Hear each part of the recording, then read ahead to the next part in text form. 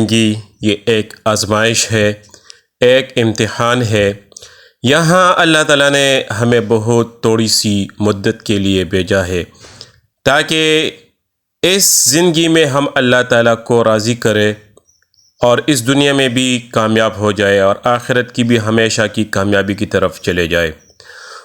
تو آخرت کی جو نعمتیں ہیں وہ ہمیشہ کے لیے ہے، اس کے لیے کوئی زوال نہیں ہے، وہ کبھی ختم نہیں ہوں گے، کبھی اس میں کمی نہیں آئے گی، ہمیشہ کے لیے ان نعمتوں میں لوگ رہیں گے، کوئی اس سے منع کرنے والا نہیں ہوگا، کوئی اس سے بھگانے والا نہیں ہوگا۔ وہ جو نعمتیں ہیں وہ دائمی ہے، لا زوال ہے، لا محدود ہے۔ تو ان نعمتوں کو سمجھانے کے لیے اللہ تعالیٰ نے ہمیں اس دنیا میں کئی خوبصورت جگہ دی ہے اور سرسبز و شاداب علاقے دی ہے، پہاڑ دیے ہیں، دریا دیے ہیں، تاکہ ان چیزوں کو دیکھ کر ہم آخرت میں جنت کی جو نعمتیں ہیں ان کو سمجھے۔ حالانکہ اس دنیا کی چیزوں میں اور آخرت کی چیزوں میں کوئی آپس میں تعلق نہیں ہے، لیکن جو چھوٹی چھوٹی چیزیں اس دنیا میں ہم دیکھ کر، خوبصورتی دیکھ کر، کسی جگہ کی خوبصورتی، پہاڑوں کی خوبصورتی، دریاؤں کی خوبصورتی، خوبصورت مناظر، خوبصورت سین دیکھ کر ہمارے دل خوش ہو جاتے ہیں، ہمارے دلوں کو سکون ملتا ہے اور ہم چاہتے ہیں کہ وہیں پر ہم رہیں، وہیں پر ہم سیر و سیاحت کریں، وہیں پر ہم چلے پھرے، وہیں پر ہم کچھ دن رات گزارے، کیونکہ وہیں پر دل کو سکون ہوتا ہے۔ تو یہ دنیا کی چیزیں ہیں، دنیا کی چیزوں سے ہمارے دل کو اتنا سکون ملتا ہے کہ ان چیزوں کو اور ان جگہوں کو چھوڑنے کا ہمارا دل نہیں کر رہا۔ تو ایک تو یہ ہے کہ اللہ تعالیٰ نے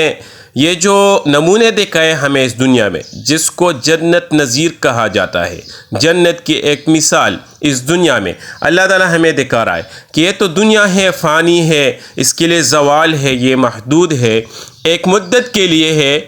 پھر بھی انسان کے دل اس سے خوش ہو جاتے ہیں، انسان کے دل کو سکون ملتا ہے۔ تو آخرت کی جو نعمتیں ہیں لا زوال ہے، جس دنیا میں اللہ تعالیٰ کو راضی کر کے ان لازوال نعمتوں کا حاصل کرے تو ہمیشہ کے سکون ہے، ہمیشہ کی خوشیاں ہے اور ہمیشہ کے لیے وہیں پر رہنا ہے اور وہ نعمتیں ختم نہیں ہوں گی۔ تو یہ جو علاقہ آپ دیکھ رہے ہیں ماشاءاللہ کتنا خوبصورت ہے، سرسبز ہے، اور اس میں جو پہاڑ ہے، پہاڑوں کا جو حسن ہے، اس میں اونچائی ہے، اترائی ہے، چڑھائیاں ہے، اور اس میں لوگ آتے ہیں سیر و سیاحت کے لیے۔ تو اس کائنات کو وجود دینے کا غرض بھی ہے کہ ان نعمتوں کو ہم دیکھ کر، اس خوبصورتی کو ہم دیکھ کر، پہاڑوں کی بلندی کو اور پھر اس کی اترائی کو اور اس کی گہرائی کو اور پہاڑوں کی سختی کو، ان درختوں کی سرسبز و شادابی کو، اس کے حسن کو، اس کے رنگ کو، اس کی خوبصورتی کو، اس مناظر کو دیکھ کر اس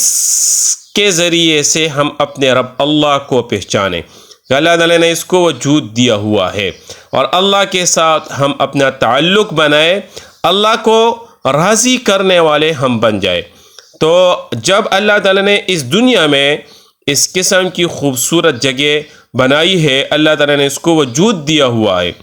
تو جو آخرت کی نعمتیں ہیں اس کی خوبصورتی، وہ جو مناظر ہے، اس کا حسن اور اس کی جو اللہ تعالیٰ نے جو خوبصورتی دی ہوئی وہ کتنی ہوگی، اس کا ہم اندازہ نہیں لگا سکتے۔ اس لیے میرے محترم عزیزو، اللہ تعالیٰ نے جو چند دن کی زندگی دی ہے، اس زندگی میں ہم اللہ تعالیٰ کو راضی کریں، اللہ تعالیٰ کے ساتھ ہم اپنا تعلق بنائیں، اور جو اللہ کی بنائی ہوئی چیزیں ہیں ان چیزوں کے ذریعے سے ہم اپنے رب خالق کو پہچانیں کہ جب یہ چیز اتنی خوبصورت ہے، اللہ نے اس کو وجود دیا ہے، جو اس کا جو بنانے والا ہے وہ کتنا بڑا ہوگا، اس کی ذات کتنی بڑی ہوگی، اس کی ذات کتنی حسین و جمیل ہوگی۔ تو اللہ تعالیٰ کی جو پیدا کردہ چیزیں ہیں، اللہ تعالیٰ کی جو نعمتیں، ان میں ہم غور و فکر کریں، اس میں ہم غور و فکر کر کے اس کے ذریعے سے ہم اپنے رب اللہ کو پہچانیں اور اپنے رب اللہ کو ہم راضی کرنے والے بن جائیں۔